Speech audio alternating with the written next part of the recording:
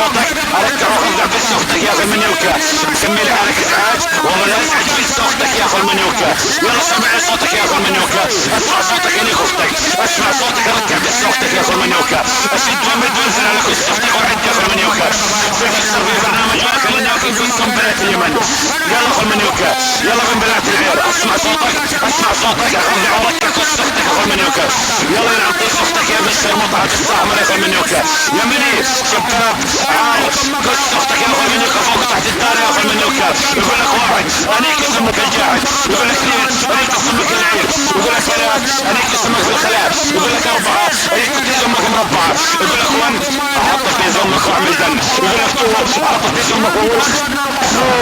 يقول لك ثري احطك في زمك وخليه. يقول لك صار انيك اسمك بالصغار. يقول لك خايف انيك اسمك الخايف. يقول لك 6 احطك في زمك واعمل ريمكس يا اخي المنيوكا. يقول لك 7 احطك في زمك قبل ما تنمعني يا اخي المنيوكا.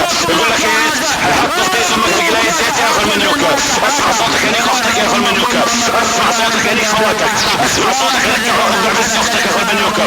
يلا يا عطي اختك على بس احمر.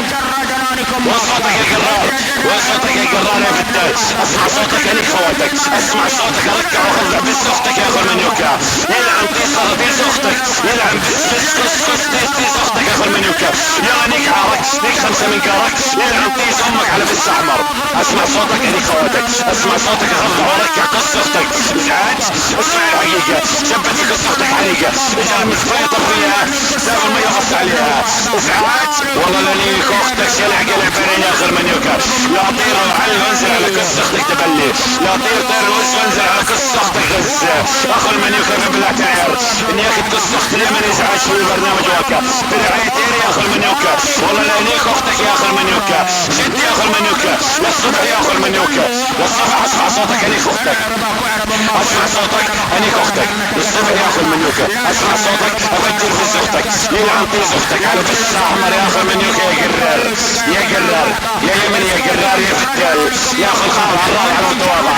يقول لك امك الي اصحى لك الي طلبت قضاتي قلت لها مش راضي اجي اعطاها صدماري. يقول لك امك عندي يجاوب عندي بقى حسب ما عجبها جبت له واحد عندي يا اخي المنيوكا. يا ابن بلعت العير يا ابن شبت